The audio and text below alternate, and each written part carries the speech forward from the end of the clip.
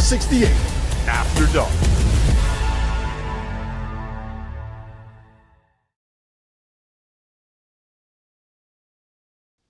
What's up? Welcome into Philly 68 After Dark, presented by BetMGM. If you're listening on Sirius XM Channel 84, you get us every night, 11 o'clock Eastern. Alongside Matt McCall, Brian Butch, I'm Dallin Cuff. Brian, I got to tell you, it's the first time we're working together, man. I'm excited to do it. But you're going to have to bear with us and me and McCall. This is hour 4 of McCall and I on the airwaves today. Too much. And I got it. It's too much, Dallin. Too much, Dallin. You know, it's also too much, bro. How many Grove 23 shirts do you own? Did you buy the entire pro shop when you go there? What goes on here? Dallin, I promise you, I will get you down to Grove 23. I promise you. You're my guy. You know. Sorry, my bitterness is so evident. It's so bad. I got a good buddy that's a member. I promise you. He is so kind and gracious. So I promise you. But when you're there, it's like the pro shop just kind of keeps like pulling you in. It's like a magnet, and there's new gear every time.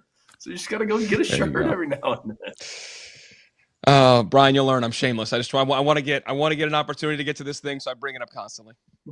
And that's the only thing media is. It's all about me. When you got a chance, you got to play the cards. I'm trying, bro. I'm trying. My man. We got a great show coming your way. We're going to start in the Big Ten. Michigan and Michigan State win in tight games. Michigan State over Rutgers. Michigan on the road against Iowa. We will do the trust meter in the second block of the show. How much do we trust certain teams? And we'll kick around some other things later in the show. But let's start with Michigan. McCall, I'll give it to you because you called the game. You were in the studio for the game. We all were watching it there. Good hustle, by the way, getting back to your hotel and getting hooked up. Well done. What did you take away from that performance? They were up 10 with 6 to go, but that thing went down to the wire. It did, but I still felt like the last 3 or 4 defensive possessions of the game. Roddy Gale, when you see him sometimes, is he the most energetic guy? Do you feel like maybe before the LJ Kayson injury, is he all bought in? Is he bought in on his role? You know, he's playing about 19 minutes per game. How does he feel about that? Is he upset when you look at his face? But maybe that's just him. Maybe that's just he's not this emotional guy that's, gonna have all this charisma. He won them that game. If you look at the individual defense that he had on Sturtz late in the game, he also has the play where he comes up with a steal late in the game as well. His individual defense was outstanding. We said it before the game just in terms of, okay, no more Kayson. Turnovers could be an issue. Turnovers have been somewhat of an issue for this team. That may be the only thing that keeps them from cutting down the nets in Indianapolis. Who's going to be the backup point guard? But there's 3 guys that needed to step up with Kayson going out because he just has a different burst. He has a different speed. He has a different athleticism, especially when the ball's in his hands. But it needs to be Roddy Gale, Burnett, and McKinney. Those 3 guys have to step up. You know what I saw at the end of that game? I saw Roddy Gale's individual defense with the game on the line, whether he was guarding Sturtz or guarding somebody else, making winning plays. That was the most impressive thing about that. You see those guys after the game, and Lindenborg is getting interviewed, and they're all sitting behind him. And Coach May said it to us on the broadcast, like they are a connected group. This group, think about this. It's one of the best leagues in the country, if not the best league in the country. You can go Big 12, Big 10. Those are the 2 best, no question. They didn't lose a game on the road. And we asked Coach May about that. And his answer, he kept using the term about his team, connectedness. This is a connected group. They handle adversity. This is a connected group. And then you saw it in the post-game interview with Lindenborg and his entire team. And I know it's what's new and everybody's doing it now. But those guys are singing the Backstreet Boys, sitting behind them, laughing, smiling. Like they're that's a day. You couple that connectedness with how talented they are, it's a championship team. It's a championship team. I was on the call for their exhibition game against St. John's, right? Like they go out to New York, they play each other, and I had a chance to talk with Dusty then, and he was talking about then how connected they were, and you're just seeing that continue through what they're doing. But I did think there was a big part of this game. It was the 8-minute mark in that first quarter where you look at Elliot Cadeau could have picked up his second foul. They had to go back and look at it, and they ended up giving it to somebody else. But that's always, as we talk about tournament play, if Elliot Cadeau gets in foul trouble, that is going to be a huge problem for this team. Now, I still think they're the best team. I think they're going to win the national championship, but there are a little bit of cracks that they have to be smart about, and Elliot Cadeau and what he's doing has to be that. Now, when you talk about Yaxel and the way that he can guard and defend, because that's what it was. Roddy Gale was there. Yaxel was in it. He guards Bennett, and now all of a sudden he has to pass it off, and then Roddy gets the deflection off of the knee, and it's Michigan ball, and they win. Everybody's bought into this Michigan team as far as making winning plays. Turnovers, yes, that's going to be an issue, and if you can get a team with a 5 that can stretch them out, great. That's the formula. I saw it firsthand with Wisconsin when they were able to do it. But guys, I mean, that took a lot to get done. And I just don't know if a team has the bigs that are going to be able to pull those guys away and make it doable. Now, that being said, you look at 32, 34 points in the paint. It wasn't like Michigan dominated points in the paint. However, they did when they needed to. And I think that was the most important. That play after the timeout that Dusty drew up to get Mara rolling to the rim there was just sick. It was absolutely sick. Man. It was a thing of absolute beauty. You think you're going up to set the screen. The defender doesn't stay attached. A little spin to the lob to the front of the rim. Like, just stupid. And what I love about Dusty, guys, is everything he does is intentional. Like, I sit through shoot rounds when I call some of their games, and I have a chance to talk to them, and everything that they do is intentional. And it's as a basketball nerd, as a basketball junkie, you sit there and you watch their shoot rounds, and you're just like this is beautiful. Like everything he does and the analytics he brings out. There's no waste of time. No, there's none. It's beautiful. Yeah. I think that's what fans don't get access to that we do, I think helps illuminate our opinions of coaches at different times. And there's nothing to me, practice and shoot around tells you so much more than what you're going to see in the game. And it tells you a lot about the guys too, like who is, and you can see whether it's blobs and slobs, who's gonna screw up a certain play because I did it in shoot around. Like, you just know, like, our guys locked in. How do they react? How do they react to coaching and teaching?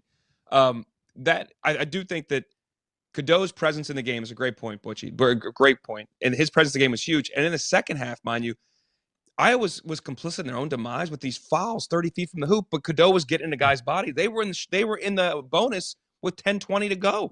He had like 12 or 9 of 11 from the free throw line.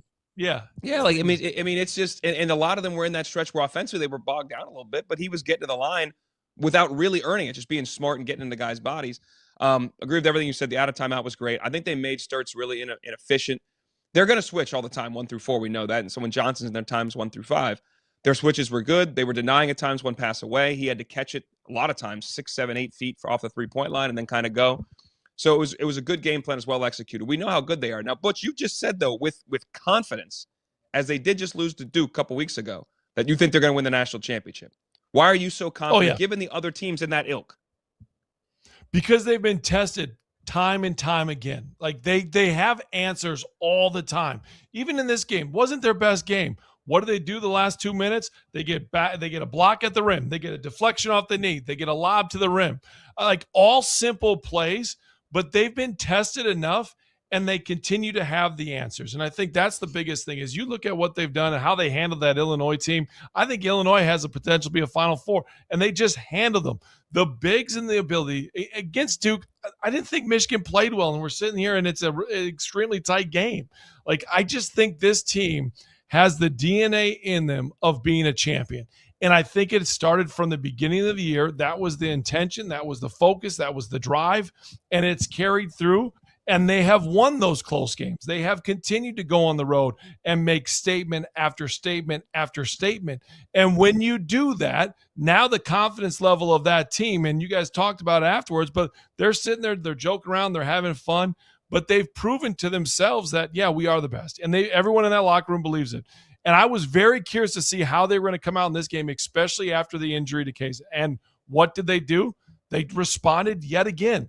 And this Iowa team is a team that I believe is really good. I think they're going to make a deeper run in the tournament. Now, if they're an 8-9 seed with where the ones are, it's a little bit tougher. But because Iowa slows you down purposely, like they're a really tough team to play because they are going to just grind this thing out. That's not the way Michigan wants to play, guys. And they still found a way to win. Like they win in so many unique ways. So Dan, that's why I think they're cutting down the nets, and we're gonna, be talking about this Michigan team as one of the best to ever put it together in college basketball. What do you think about that, Matty? Yeah, I mean, listen, I thought Jess Settles on the broadcast said it best. He made the comment that Michigan can win games even when they're not at their best. That's a championship team. When you can win games when you're not at your best. I'm thinking about other teams across the country. Can they do that? When they're not clicking on all cylinders and playing at their best. And I was scratching my head like when he said that comment, I'm saying, I don't know. I mean, obviously, Duke is 2 possessions away from being undefeated. Florida's on a run right now, Arizona, like these teams that are in the top tier. But the connectedness of that group to be able to go into every single environment in the Big Ten, Purdue, Michigan State, Iowa tonight, and even when it's not going well, find a way to win. I mean, Dallin, 12 turnovers in the first half. I mean, guys they are dribbling good. off their foot. They were good. Well, even late game, Mara travels, Morris Johnson towel. Like they didn't. They looked unsettled. No, like it was just like it wasn't like some of them give Iowa credit on their defense, doubling Mara from the baseline where he can't see where the double team's coming. Morris Johnson Jr. is driving to the basket. The step up happens. He dribbles off his foot. Elliot Cadeau in a middle pick and roll. Like different things happen.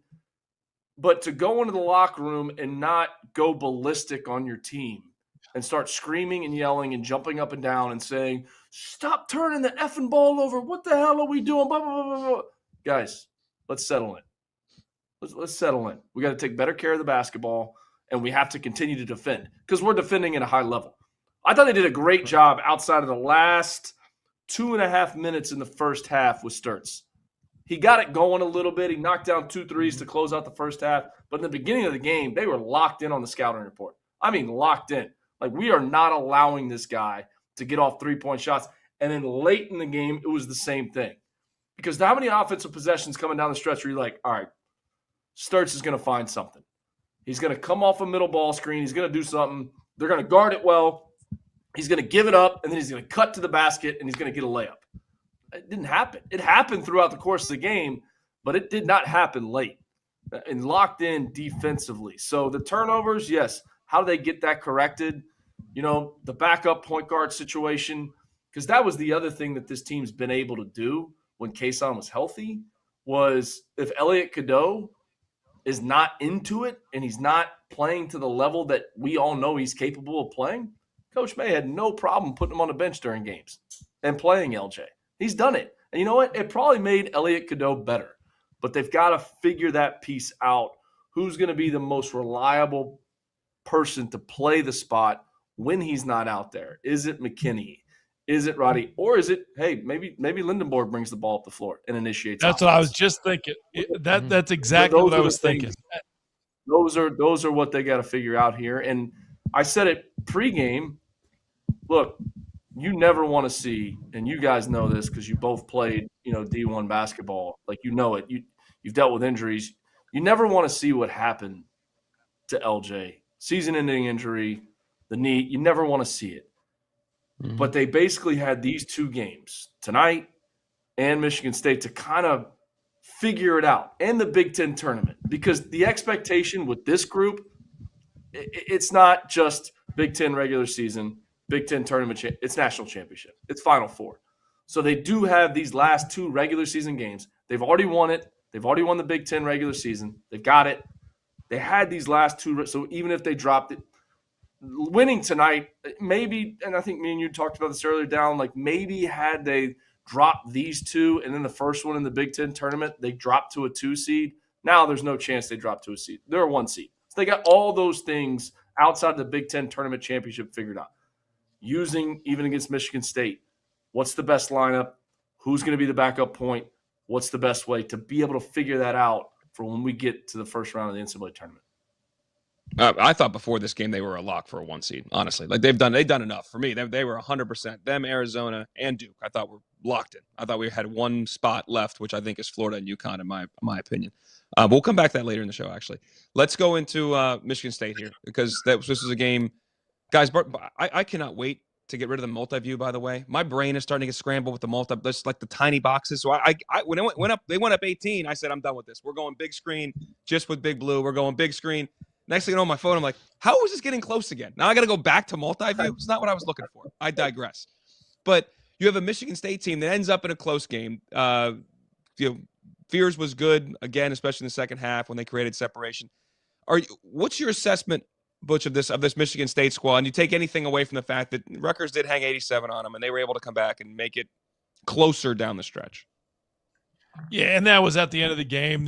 Rutgers hit a couple of threes. They were trapping against a couple of walk-ons, and all of a sudden it gets a little bit closer. And so, but Michigan State, their physicality, to me, the biggest thing with Michigan State is this: like their guys continue to get better and develop. And because of that, now you're getting performances from so many different guys that you weren't necessarily expecting that. And I think that's what makes this Michigan State so good. You look at Jeremy Fears and what he was able to do. And I was at the Wisconsin-Michigan State game. That was an eye-opening experience because I've never seen Michigan State play that bad. Now they've run it off and they have not lost since that game. And it was a statement as far as we need to figure this out. We need to play together. We need to be more physical. We need to get back to Michigan State basketball. And that's exactly what they've done. I think Jeremy Fears and what he's done, obviously the 21 points, but it's the 8 assists. It's controlling the offense. Because that was a question for me is where is the offense going to come from Michigan State? But with Jeremy Fears leading this, attacking, getting into the paint. Now all of a sudden he can spray to shooters. He can find what he needs to find. But the way that he's under control with it, and he's now passed. There was a technical that he got. They also were looking at a flagrant possibly. But all of that's kind of got behind Michigan State, which I think is good. I didn't think it was all warranted. I think it got a little bit blown out of proportion. Obviously, it happened, the one situation happens in the Michigan game, and there's another situation against Minnesota. So it gets kind of blown up a little bit. I love the kid. I think he's great. I think he's a leader. And that's when you think Michigan State basketball, you think elite point guards and physicality and toughness. And then if you get them out and running, that's where they're getting their offense especially. And that's what this team is going to continue to do. But it's the toughness and it's the interior where they're really getting, some good action and they're getting good production from their bigs, most importantly. You look at, again, Carson Cooper with 14 points and Jackson Kohler, 15 points. You're getting almost 30 points from those guys. 30 points from your bigs for Michigan State. You're pretty good. Yeah, for sure. That you outlined the question. The offense will remain. Where's it going to come from? When they're playing at pace, it makes it a little bit easier. Maddie, what do you think of Michigan? What do you think of Sparty? There's nothing worse as a coach when you try to do the right thing and kind of get everybody in there, and then it just starts to go the other way. And that's what it was. Have you ever put them back in? Have you ever had to get the guys back in? Gotta go back in. Trying to think I've seen Coach Donovan get fired up when we would, Coach, empty the bench, put these guys in there, and all of a sudden there's 2 steals, and it goes from a 20-point game to a 14-point game. What do you have? The game's not over. It's not over. It's nothing worse. I love a couple things just in terms of Michigan State, and I've said this multiple times, the development that we've seen with Fears, because he's such a young player still. And go back to early in the season when he dribbled off his foot late in the game against Duke in a 1-possession game with the game on the line. The development of the relationship with his head coach too, because we've seen at times in timeouts or on the sideline, it's intense. And I saw a calmness between the two of them late in that Purdue game where you see those two guys are on the same page and they find a way to close that game out. That's a head coach who's a Hall of Famer and a young guard who is growing into one of the best guards in the Big Ten. And that relationship growing, to me, is really, really impressive to see. This team is dangerous. And why I say that, Jackson Kohler, Cooper, these guys are up front. Jackson Kohler, I think, is one of the better shooting front court players in the entire country. And just call it like it is, even lately, he hasn't shot it great from behind the perimeter. He was 1 for 4 tonight. I know he had 15 points, but he was just 1 for 4 from 3. There's going to be a game in the NCAA tournament where there's a team that doesn't switch 1 through 4, and they definitely don't switch 1 through 5, and he's going to knock down 4 or 5 threes, and it's going to be really, really hard for them to lose that basketball game. It's coming. I don't know when, what game it is, but he is so dangerous in the physicality that he plays with, that they play with up front, with a growing guard who just passed Magic Johnson in terms of a single season all-time assists. Passed Magic Johnson, maybe the best passer of the basketball in the history of our game for a single season. So pretty good company there. He'll set the record at some point, but I just the growth of the relationship between player and head coach, you've seen it and you continue to see it, and this team they're going to make a run. Okay. I was going to say make a run till where, but it's 11:21. I'm going to be a good host. We'll go to break. We have another week to talk about that. And we have a bracket to look at too in about 12 days, so we can help inform our thoughts on that. We're hitting a break here on Field of 68 After Dark. When we come back, the trust meter, Purdue, Kansas, Kentucky. How much do we trust some of the blue bloods in college hoops? Next. As you know by now, we have teamed up with BetMGM again this season. We'll be using BetMGM lines to make all of our picks, and we will have special offers for Field of 68 fans, including same-game parlays, best-in-class live betting, and daily odds boost. If you haven't signed up for BetMGM yet, use bonus code FIELD to get up to a $1,500 first bet offer on your first wager with BetMGM. Here's how it works. You download the BetMGM app, you sign up using bonus code FIELD, you deposit at least $10 and place your first wager on any game, and you receive up to $1,500 in bonus bets if your bet loses. Just make sure you use that bonus code FIELD when you sign up. Make this college basketball season one for the history books. Make it legendary. And don't forget, if you haven't signed up for BetMGM yet, use bonus code FIELD and get your $1,500 first bet offer today.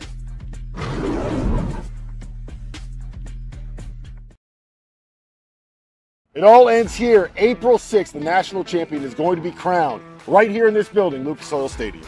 Make sure you follow along Field of 68. We have shows every single night after dark. It's the place to be to follow everything college hoops. Streaming on YouTube. We're on SiriusXM Channel 84. Selection Sunday. We got a 6-hour marathon. We're going to be at all the Power 4 conference tournament games. We're going to be at the second week of the tournament, and we'll meet you guys right here in Indianapolis to crown a national champion.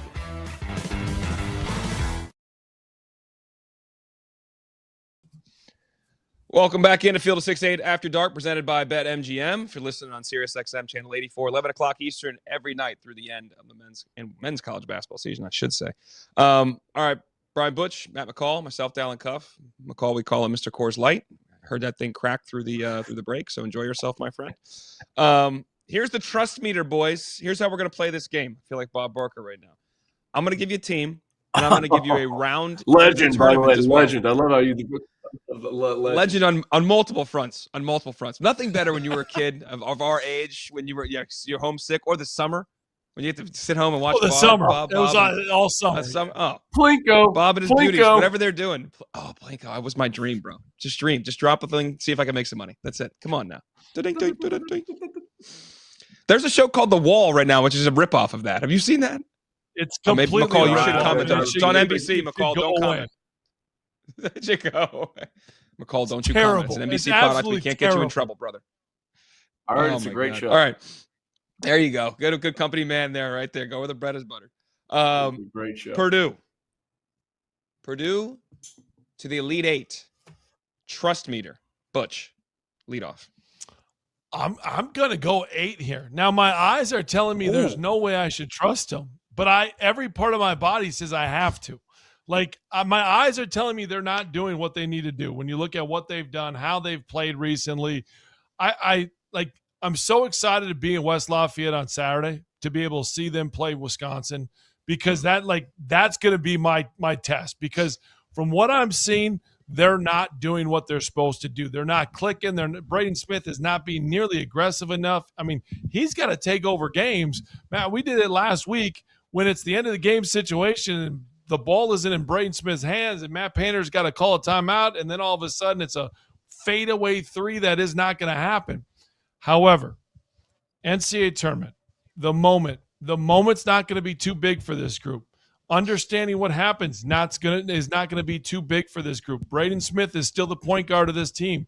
Trey Kaufman-Renn is still an anchor of what you're trying to do. Can Fletcher Lawyer make some shots?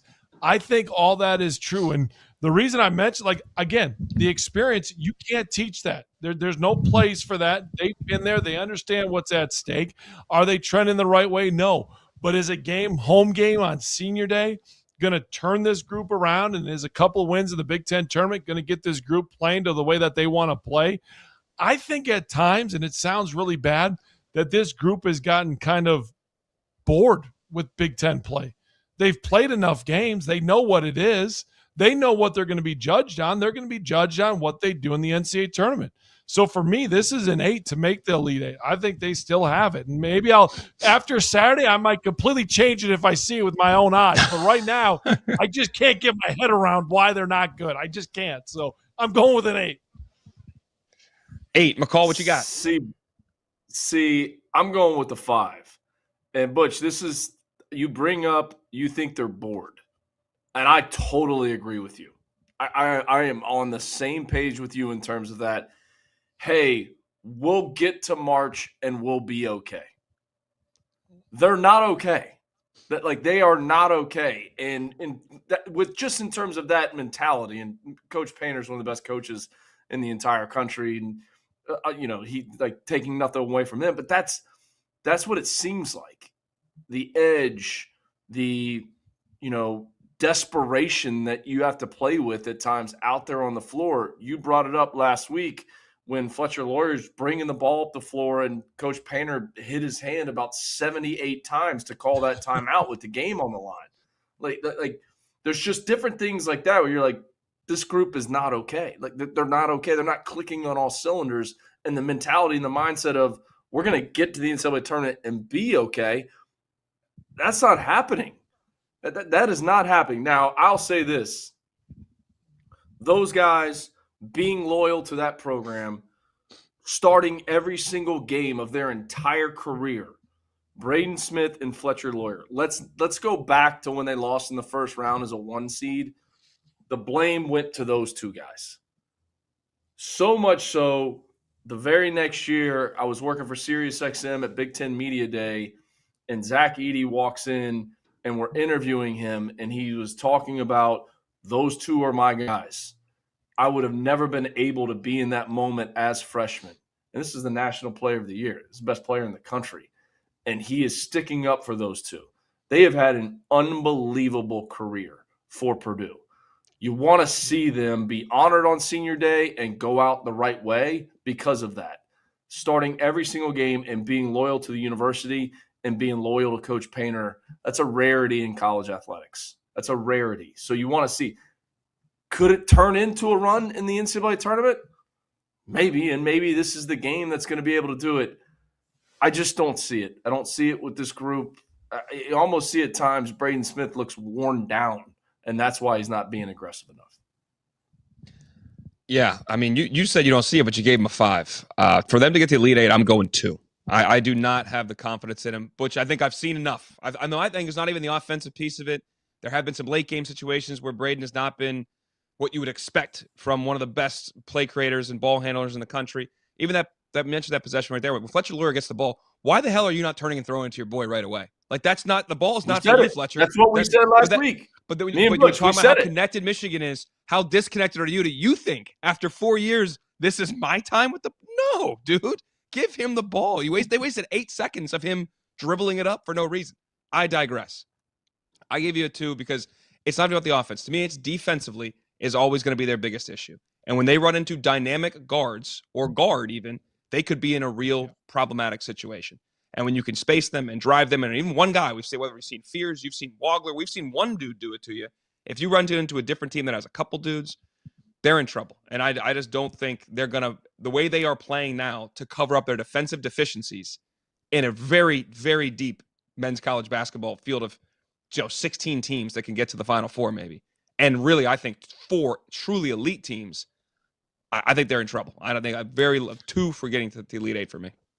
I mean, they gave 16 up to Jaden Reed, and then with Mobley and Thornton, they gave up 41 combined. You're right. That is the issue. The experience side of me is I'm going to double down until I'm wrong, but I'm doubling down. I'm not off of it. He's splitting kings, folks. He's splitting kings. Let's do it. All right. Oh, here he goes. Here we go.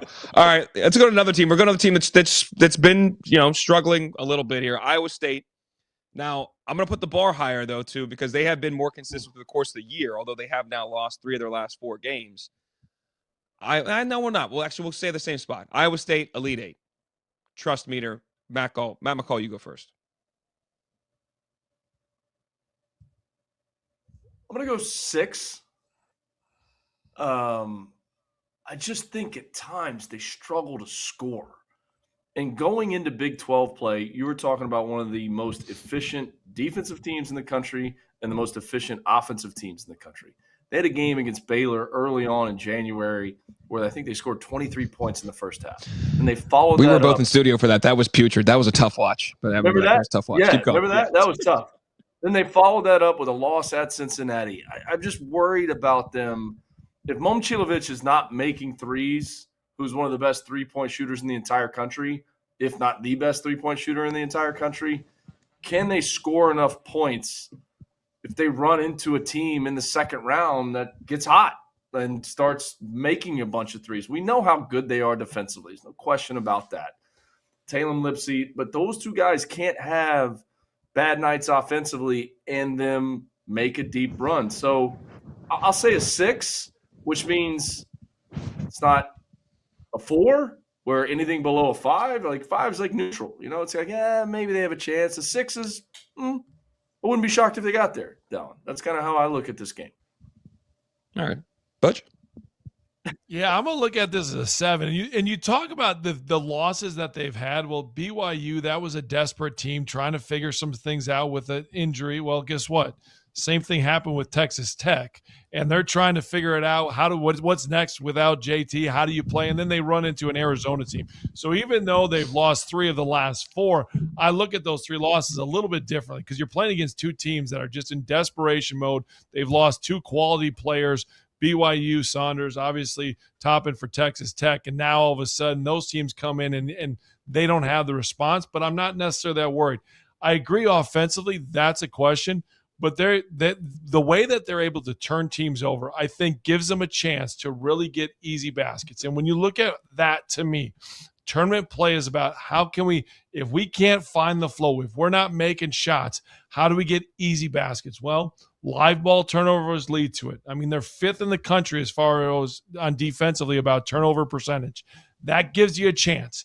That gives you a chance if you've got 3 possessions that are bad. Now, all of a sudden, you get in the passing lane, you get a layup, you get some momentum, you get them going again. And I think that's why this Iowa State team has a chance, a legit chance, to get to that Elite 8 with me being, my number being 7 in this, just because I think they have enough defense to create enough havoc to get easy baskets. Despite their struggles, I'm with you there. I'm going to go 7 too to get the Elite 8. I do think their ability, because when you play, you guys, we all know this, when you're scouted and you're used to playing their system and their style, like Texas Tech knows exactly what they're going to see. And Texas Tech did a good job of keeping the ball in the middle third. They were able to get through some of the screening actions and doubles and blitzes, and that ball was flying around. They made 14 threes. They still turned it over 15 times, but it was like feast or famine. They got a ton of good looks, and they could shoot it, and they made them pay.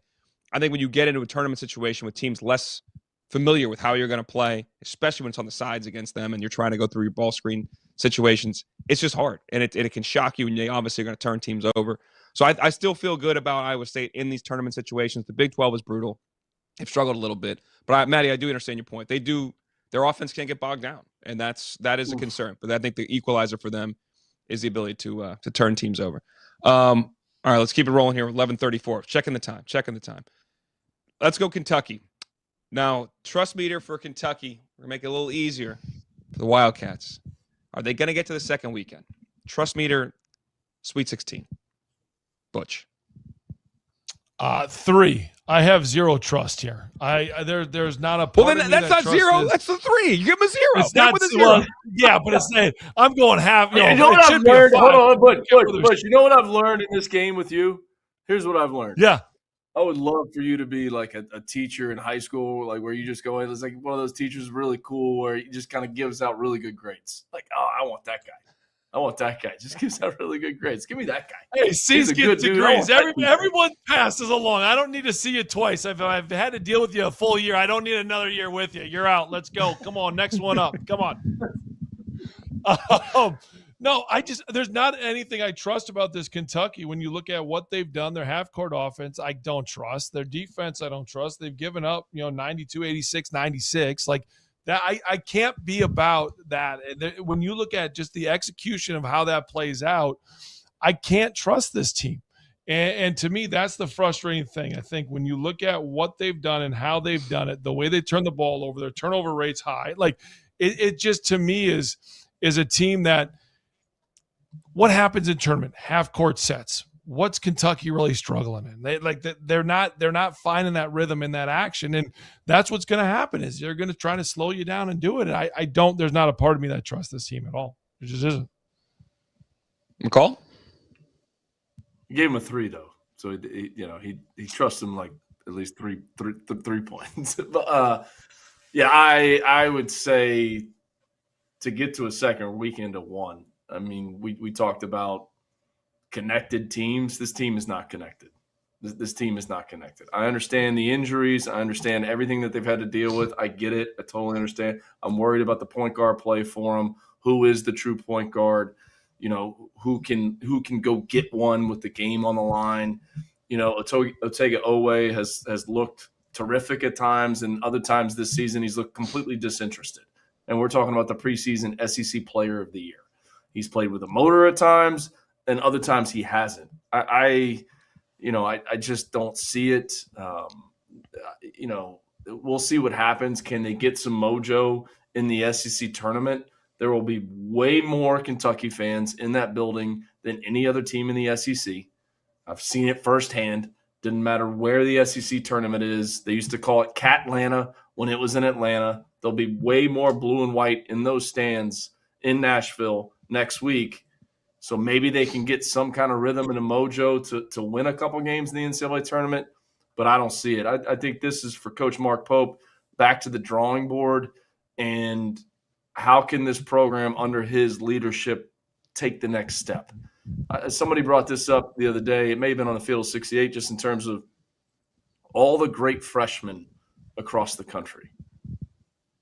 None of them are at Kentucky, which look at when Coach Cal was there, it was, man, he had them all. He had all those guys, and he's got one over there at Arkansas. And I'm not trying to compare those two, but the recruiting, Kentucky's one of those schools that recruits itself because of the history, because of the tradition, because of how many players have gone there and gone into the NBA. So is that something that he tries to shift and change and maybe bring in a younger core with some transfers? We'll see what happens.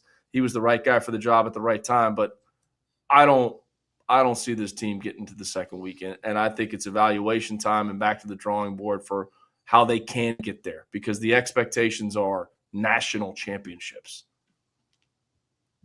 Yeah, I think that I'm going to give them a 2, and here's why. I think this comes down to seeding for them right now. In the field in the 68 and where they're seeded. If they're a 6 seed and you can play a 3 seed. Now, think of the difference in these 3 seeds real quick. Michigan State, Nebraska, Purdue, Texas Tech. Got a Texas Tech team that have had a couple really good wins, but then obviously we're still playing without JT Toppin. Kentucky does have some physicality. They have a small margin to be successful, but they have some physicality. When they are playing and defending it on transition, they can score. Nebraska, we already went through Purdue, not big on them. If they're in a 7 line, they're not beating Florida to end their season. If they go out right away in the SEC tournament, they go up to the 7 line. That 2 spot is way different. Iowa State, Houston, Florida, Illinois. That's who you'd play in the second round. I don't think they have a shot of beating any one of those 4 teams. No, and that's it. No, I might even give them a 2 if they get a 7 seed. Yeah, you're right. I might move that to a 2 if they're a 7 seed. Here we go. Butch gets a little harder now, but I think it comes down to 2. That's why we talk about matchups. These are theoretical matchups. We don't know the bracket, but when you think about in that context and where they're at and their challenges, their limitations, I should say, that's why I think a 2 is best. If you're a Kentucky fan and they get Sweet 16, you better be ecstatic on what's celebrating that they're celebrating the job that Mark Pope has done. Celebrating. We got time. Let's definitely get at least one more in here. Be a little quicker. We get 2 more here. Let's be quicker. North Carolina. Go the same thing. Carolina. Actually, no. Let's go Carolina Elite Eight. McCall. Caleb Wilson or no? That's part of the discussion, my friend. We don't know. This is tough. Bob Barker, this is tough. I mean, that's a huge piece. There's no money on the line here, bro. Just spit out your thoughts. First thing that comes to mind. Nobody's watching. Go ahead. If Caleb Wilson's in the lineup, I would give it a 6. If he's not in the lineup, I got to give it a 3. I have to. To get to an Elite Eight without a 20-10 guy, I don't see it. I don't see it. And it's so unfortunate when he went down because of how they were playing and how he was playing. So if he's in there, give me a 6. If he's out, give me a 3. Yeah, you can give me a 2. Even their last 4 wins, they're still giving up 70 points. I mean, this is a team in the losses at times. They've given up 97, 95, 84. Can they get enough stops? I don't see that being the case. And when you're talking about where you're at seed-wise and what you're going to run into an elite offense, and are you going to be able to get enough stops? I don't believe this team, even the 4-game winning streak that they have, like I said, they're still giving up 70-some points. And you're talking Syracuse, Louisville, Virginia Tech, and Clemson. So, those aren't not what I would say elite offense. You're going to run into an elite offensive team. And are you going to be able to get enough stops? I don't believe in North Carolina defensively. And that's where, for me, it's a 3. I don't even with Wilson back, I just don't see it happening. Yeah, I'm right. I'm there with you too. I think even with Wilson there, I would give it a 3. I think this is the challenge for them is it is what you said defensively. And in league play, they've been worse. In a league that honestly is not that. You play each team once and you play Duke twice. I'm sorry, you don't play each team. One team is left off. Like Duke doesn't play Miami. I forget who Carolina doesn't play, but one team you don't get play in an 18-team league. It's bananas. Anyway, that league from like 11 through 17, that should be easy money with these teams. Easy. And their numbers are not good. Teams able to get in the paint too easily on them. You can run on them. It's been problematic. But Wilson gives them a puncher's chance, but a 3 is as high as I would go for them getting that far into the tournament. Let's go with Kansas, one of the biggest enigmas in the sport.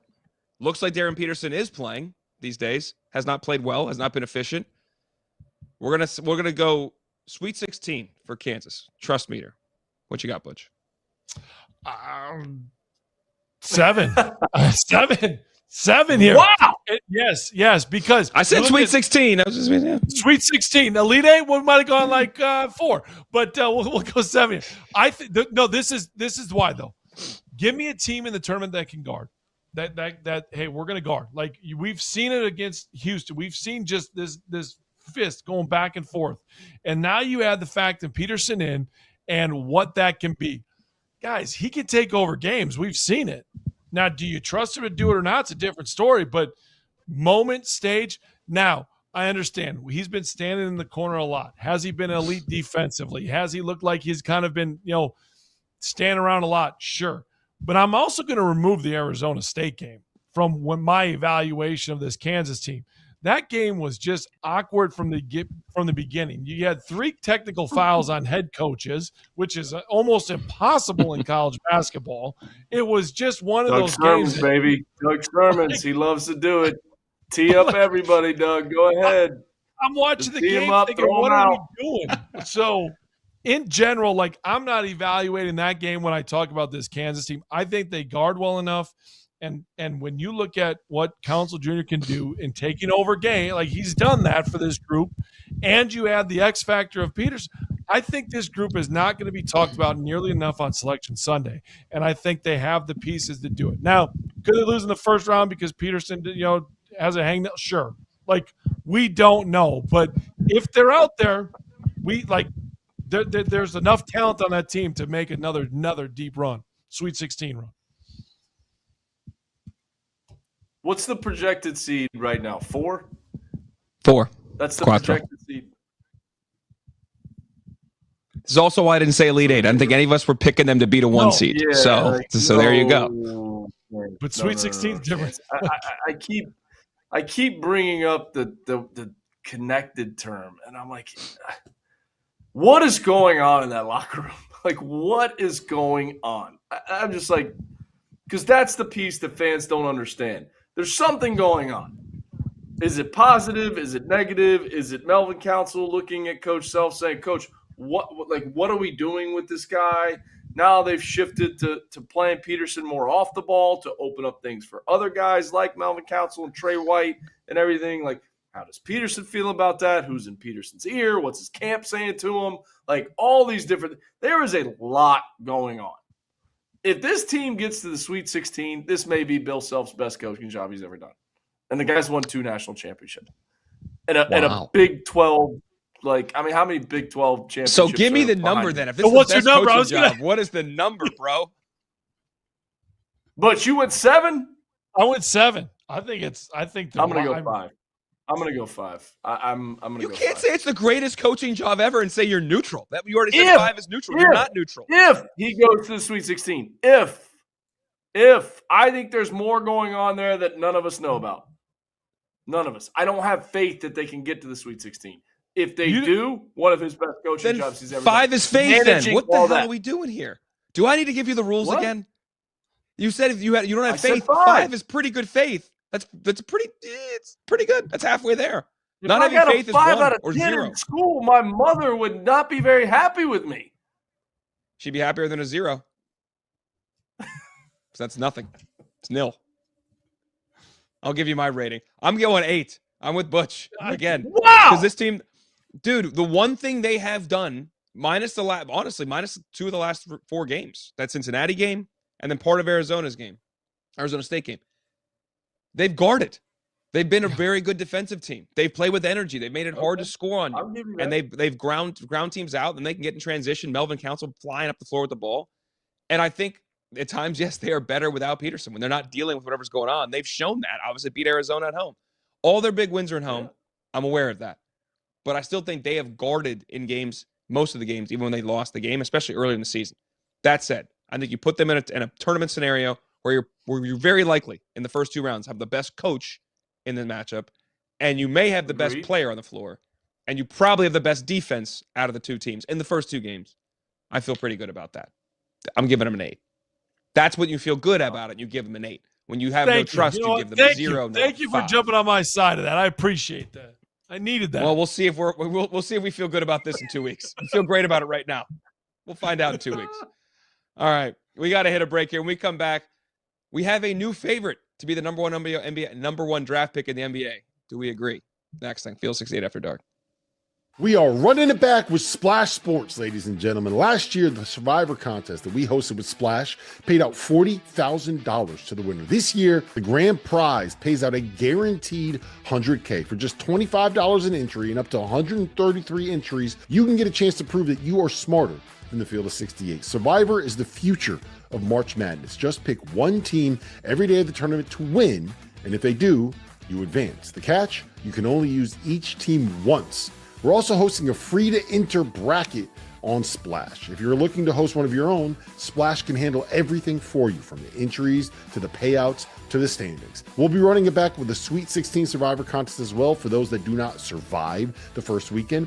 And Splash is now offering Quick Picks, a daily fantasy game that allows you to predict whether a player reaches a certain number on a specific stat. All links are in the description below. The big dance starts soon. Get in before it tips off. If you're not a member of the Field of 68's On3 community, make sure to go check us out. Get access to all of Jeff Goodman and Rob Doster's written content, including coaching carousel breakdowns, info on who is and isn't entering the transfer portal, insider recruiting information from none other than Joe Tipton, X's and O's analysis of all the teams in college basketball, and access to our message board community. A 7-day trial costs you $1. The Field of 68 on 3. Get the scoop. Welcome back into Field of 68 After Dark, presented by BetMGM. Thanks for joining us on SiriusXM Channel 84, 11 o'clock Eastern every night through the Final Four. You can get us there. Alongside Matt McCall, Brian Butch, I'm Dallin Cuff. Fellas, a couple different stories we want to finish the show with. One, it's reported that Kim English has already been notified that he will no longer be the coach of Providence once their season concludes. They had won 3 straight. They went out against Marquette at home and laid an absolute egg, lost by 22 points. McCall, I'll start with this. You've had to go through this scenario at UMass. Like, how do you feel about a team in a university doing this in this manner? I'll leave it there. Yeah.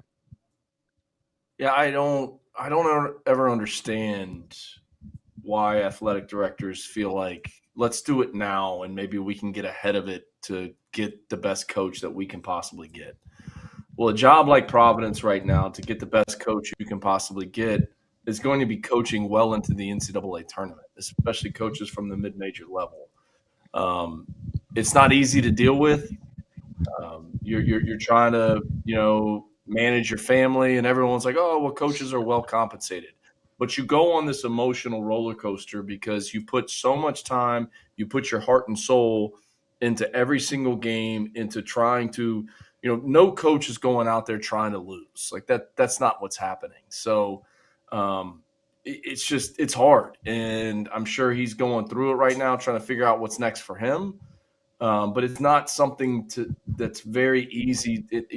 Your players, now they're checked out. Like, how do they're worried about what's next. Your assistant coaches, they're worried about what's next, because as a head coach, you may have a year left on your deal. You may have 2 years left on your deal. So you understand you're going to be compensated financially, but your assistant coaches don't have that. Now they're worried about what are they going to do. So I never really understand why do it before the clock hits zero and the season's over, especially a program where you're trying to go get the best coach that you can possibly get. You're talking to search firms, you're talking to agents, you're talking to different people, but it's a very, very hard thing. And to finish the season knowing that you're not coming back, if that's the case with this, I have a tremendous amount of respect for him doing it, because, man, it's hard. You're trying to send a message, at least for me, I was trying to send a message to my own kids that you don't just quit when something bad happens to you. Trying to send a message to the players as well. Like, you don't just walk away, you finish the mission. And that's what I was trying to do to maybe help somebody. But it's one of the hardest things to deal with, and continue to put the logo on of a school that doesn't want you back. I mean, that's the hardest thing that I've ever had to deal with. It's well said, man. And appreciate you sharing that. And this is, like Kim a lot. I think Kim's a good coach too. And ironically, that Big East tournament, they had UConn beat on their own floor and choked that away. They were in a game with UConn. They beat St. John's on their floor. You could argue they're the best offensive team in that league. Defensively, they got issues. They won 3 straight. You bring that up. Hey, we got a shot here. We're going to the Garden. Like, anything can happen. What are we doing now? Why are we firing the guy now? Yeah. Or even you think about that. They beat St. John, and they followed it up and should have beaten UConn the very next game. We could be having we were in the studio that day. It was a season. I think that was a season-defining loss, unfortunately, for them. Up 11 with 3 minutes to go. Sorry, Butch, go ahead. Yeah. No. The problem is, though, have they taken on the DNA of Kim? That's my thing. Like Kim, he talks about the intensity of this, and that team doesn't play with it. So to me, your great coaches, your players are taking on that identity. Like, and that to me is the big kind of question mark as far as saying, okay, there are probably more issues there. Now, like you said, they're scoring the basketball. They're not guarding like Kim wants to at all, and that's been the issue. And we've heard the clips from Kim all year long about, I got to do this different. I got to do this different. He's trying everything, and they're not responding. That's my question. Now, do this now is dumb. Like, there's no reason for it, no reason whatsoever. You're not teaching the players anything. You're setting your school up. You're already having conversations with people that if you're going to do this, you don't need, you're having back channel conversations. So what's another week going to be? I get that it might be a situation where all of a sudden, there's an NC State, and now all of a sudden there's, you've got to go ahead, and because they make a Final Four, Providence isn't making a Final Four run. So you don't have to go down that road. But I get maybe that's what ADs are a little bit worried about, but I don't like it at all. And as a player, I don't like it. You've taken all the joy out of what conference tournament week is, and you've taken the joy out of, hey, we might be able to, string together a couple of wings and get to the NCAA tournament. You've taken that joy completely away. Yeah, for sure. We only got a few more minutes here, so let's be quick before we get to toast. Just right now, AJ DeBonsa has gone to being the odds-on favorite to be the number 1 overall pick. That flipped last week on Jeff Goodman's latest mock draft. He has DeBonsa going 1, Peterson going 2. Butch, do you agree with that assessment? Do you think that's actually what we're gonna see when we hit June? I do, because I think at some point when you look at it, NBA, GMs are going to look at this and say, okay, I need proof of concept. I need that you're going to be out there and continue to play all the time for me. Now, I just think that's so big in what this is. And AJ's done that. And AJ's now had to shift his load. Now he's had to be the guy for the last couple. So he's taken more on offensively. He's taken more on defensively over the last couple of weeks as well, versus hanging his head and, doing whatever, we've had in Kansas. AJ's embraced all of that. So I think that only helps him, because it was pretty even to start. Now this is one of those things you look at and say, yeah, young man's engaged. He wants to improve. He wants to continue to get better. He's taken on the load. You look at what he's done over the last 4 or 5 games, and how he's played and what he's continued. He's improved his 3-point shot, and he's an elite. He can be an elite 2-way player. So I think that's why he's moved to the 1. McCall? Totally in agreement. I've been saying it all season long. I know how good Peterson is. I know the talent level. I get it, but there's just too many question marks, especially with everything that's transpired. Not questioning his character, just questioning how healthy can he be? Can he play a full season? We've seen him go from a guy that was dominating the ball to now not dominating the ball. And DeMontis is just he's outstanding. Unselfish, makes the right play. You hate to see what happened to Richie Saunders. Where would this team and this program be had he not gone down? Because I thought those 3 guys played off each other so well. It'll be interesting to see. Does is there anybody else that you take over Peterson? Does Caleb Wilson you think he can drop? You think he can drop below 2? I still don't understand why. What's the knock on Cam Boozer? I don't get it. The guy is a guy winner. wins. I don't understand. Oh, he can't score over length. Pull up the Michigan film. Pull up that film. That's one of the biggest teams, longest teams in the entire country. Looked pretty good in that game. Looked pretty good. Anyways. Yeah, I'm taking Devonta. I may be taking Cam Boozer. I may take Caleb Wilson. And that's why I'm sitting here talking with you guys and not an NBA GM, I guess, because nearly as smart as those guys. But after that passion take, they may get you. I don't know. Yeah, everyone knows. All right, we got a minute left. Toasts, real quick. Butch, go. All right, since I'm an easy grader, I'm giving 2. 1, I'm giving one out to Isaac Gard last night for drilling it for Coach Gard's son. Was an awesome environment at the Kohl Center. The kid, 4 years at Wisconsin, played for his dad. Great moment. And I'm also giving one out there today for 102-year-old Chuck Kohler, Jackson Kohler's great-grandfather, who they saluted.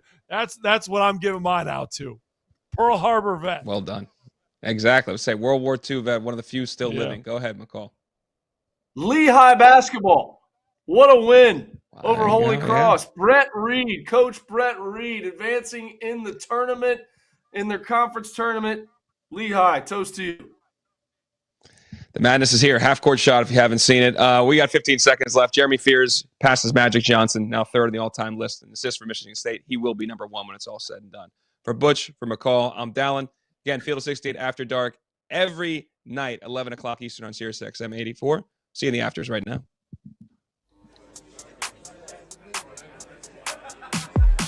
These my DJ Burns shades I had for. That was like taking them into the depths of Alaska and just dropping them off. The first person that's gonna die gotta be one of the black guys. They're not gonna make it to the end of the movie. That's like asking somebody, do they want to get a prostate exam or a damn gunshot wound?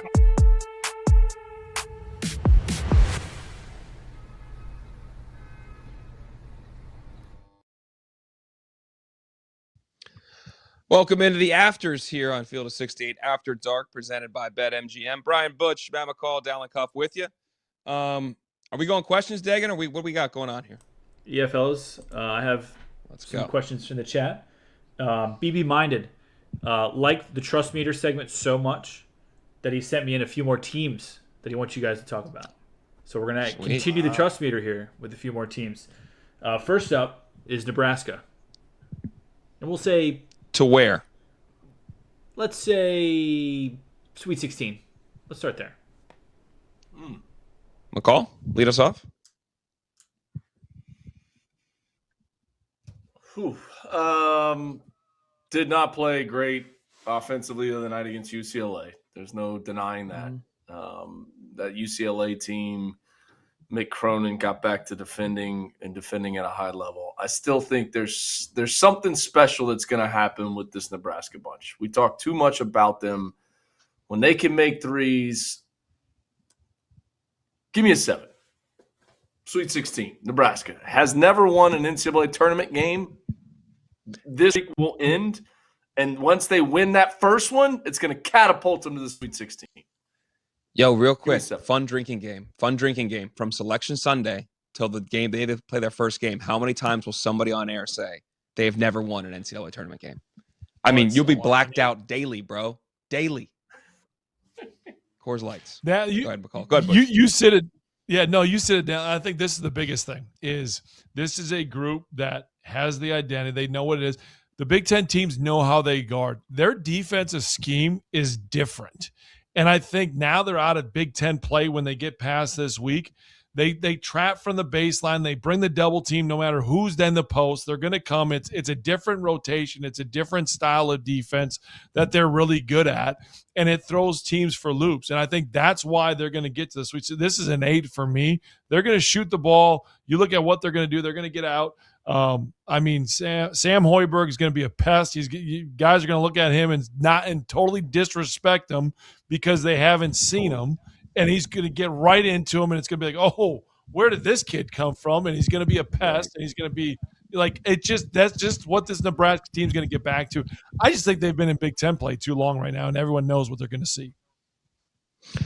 I'm going to go 6. I like their team. I like the defensive piece of it. My only question is they have to make threes because they don't manufacture offense. They don't get to the free throw line very much. They don't offensive rebound very much. So you gotta make shots, and they're going to defend. We know that. They can win games in the 50s. I mean, they have done that. You can grind. They can grind you. It's just, are they going to make enough shots to get to a Sweet 16? I think they win their first tournament game without a doubt. It's that next game against, and it depends when their seeding is important. Are they a 3? Are they a 4? I think they're probably going to be a 3. We'll see how they finish here. They got to beat Iowa. Then we'll see what happens in Big Ten. Like, you don't want to take any more losses like you did the other day, and they can stay on that 3 line. Really makes a difference. And I think Rink Mass is a big part of that first win because you're going to have a mid-major, you're going to have a smaller team. They'll have the ability to throw it to the post to Rink and let him operate a little bit, even if they are missing threes early on. True. I think this too. I think that first round game, whoever they play, is going to be close, and this is why I think they're going to go to the Sweet 16 because I think winning that game is going to alleviate some pressure, and they're going to be so much better in the next round, in the round of 32, it's going to get them to the Sweet 16. All right. What else you got, Dagan? All right, fellas. Next up on the list from BB Minded, sticking in the Big Ten, Illinois. And we're going to go big here to the Final Four. You said big. I thought you were going to say go to, like, the championship game. Well, but okay, Butch, what do you got? We can go there. We can do Final that, too, Four. if you want. No, Illinois Final Four. Let's go. I'm too easy of a grader here. Like, I just am. But I'll give them a 5 here. I think they have every possibility of doing it. I love the guard play. I think they have a legit chance. Their bigs are going to be big enough.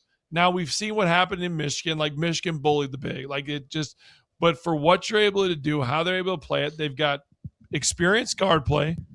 They've got a superstar in Wagler and what he's able to do. You've got some role players that can hit some shots. You've got some bigs that can defend and play well, and they have that tendency to be able to stretch as well. So if you have a matchup, they could switch there defensively. This it has all the makings of it. The problem is who's the one in their side. Like that's the fine. Like who's that Elite Eight matchup is my thing that I look at with this Illinois team because those ones are really good guys. Maddie? See, I am Bush, what'd you go, 5? I went 5. 5. Okay. I'm going to go 7. And here's why. I don't think that they have clicked on all cylinders since Boswell has been back in the lineup. And if you go back to December and early January before he got hurt, he was playing like a first-team all Big Ten selection. That's the way he was playing. He has not found his rhythm yet, but it is in there somewhere. Stojakovic, he's back playing at a ridiculously high level. And you couple that with Wagler and the positional size that they have. I love what they were doing defensively the other night. And I know it was against Oregon. I get it. Oregon's having a tough year. But the drop coverage with everybody else sinking in, and there's nowhere to drive, and almost baiting Oregon to take threes, I'm going to go 7 because I really think they have a chance. And I think Boswell is the key. For them to get to a Final Four, he is the key.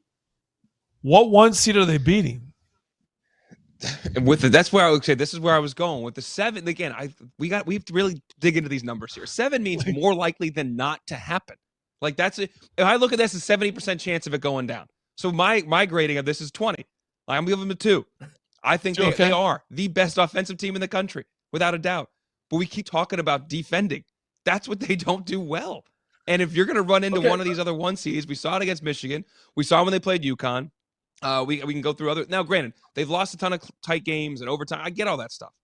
But when push comes to shove, when these games grind into a half court, are they going to be able to get enough stops? And that's not get stops out of the first or second round. It's against who I think are the 4 elite teams. Are they going to do it? And I'm going to lean no. So and maybe they don't have to play a 1. Maybe they got knocked off before. That's why I'm getting my 2. If they play one of those 1s, I don't think they're beating them. If UConn's a 1, do you think they can beat UConn? Well, that's a good question. You got me on that because I don't think UConn's going to be in their bright region. Because I've already said to myself, UConn and Florida are playing 4-5. They're 4-5. UConn's going to be the 1 seed.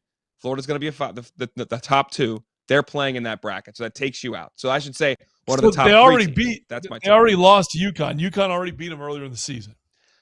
I realize that UConn's off, but UConn's offensive. I don't feel as strong with that statement as I do about Florida. So I'm in my head. Well, Florida's the 1, but Florida's not the 1. Florida's going to be a 2, I think, within UConn's region. So it's the other 3. If Florida's the 1, can Illinois beat Florida? I don't think so. No, they could. The bigs don't have the same impact offensively on those guys. They're going to be those guys can guard them out there, and they're fine doing that.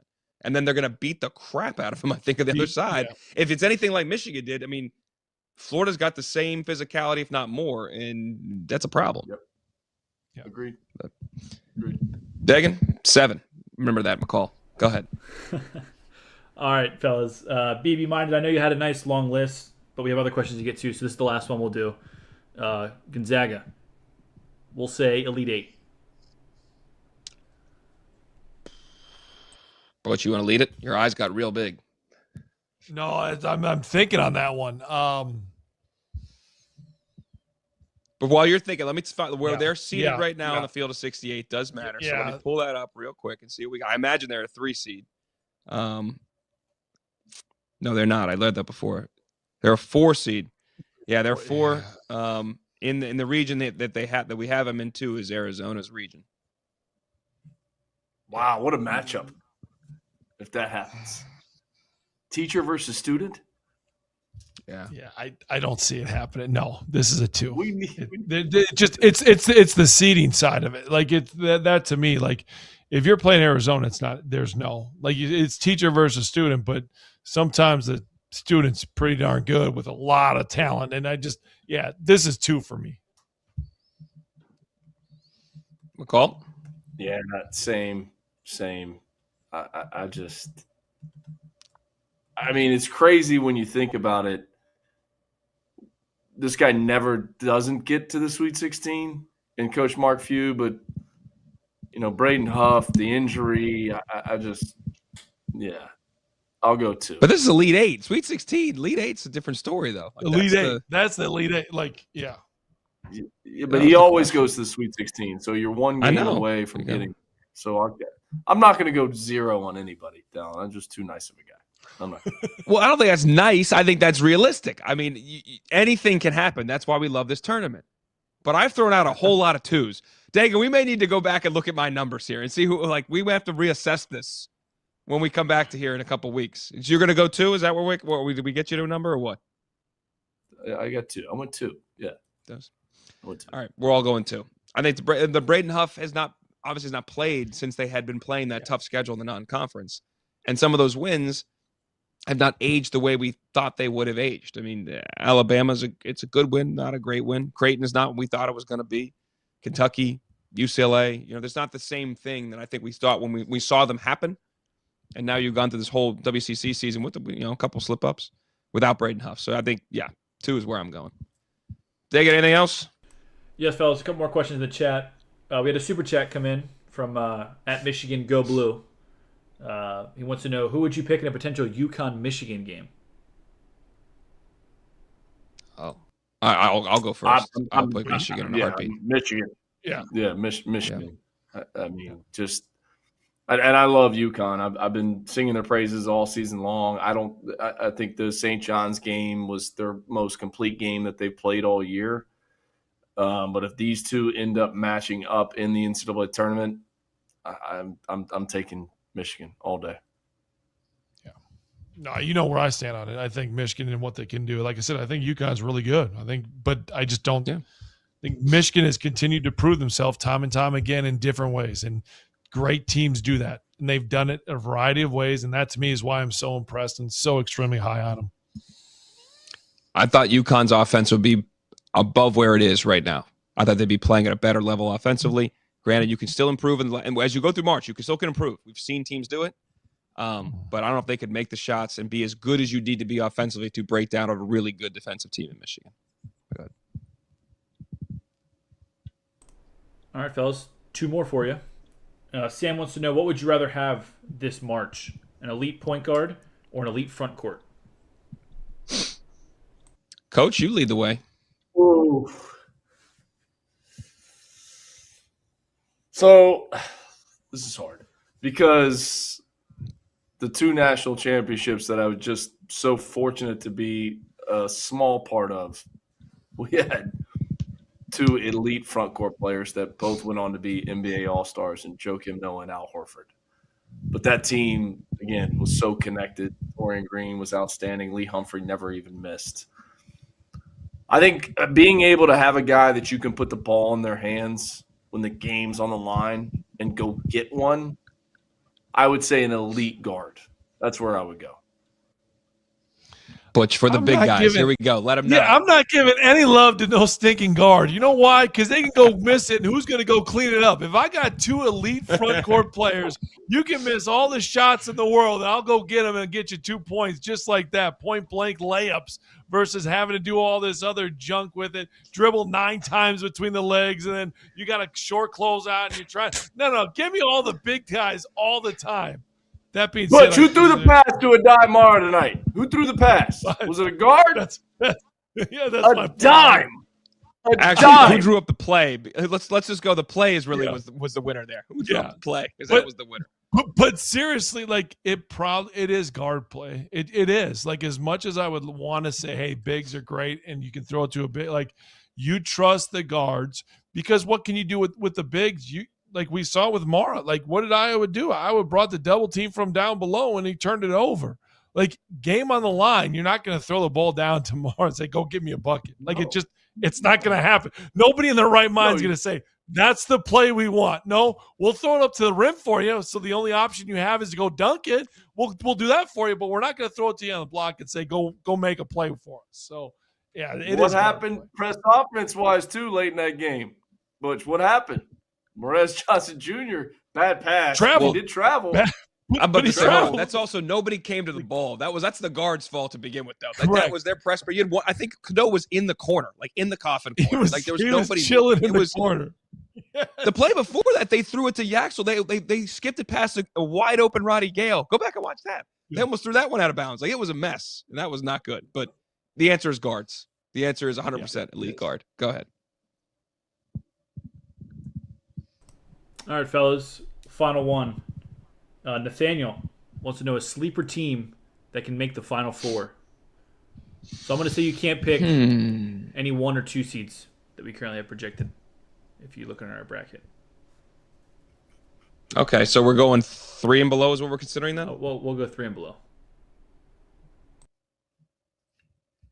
Do you know how bad I want to say Purdue?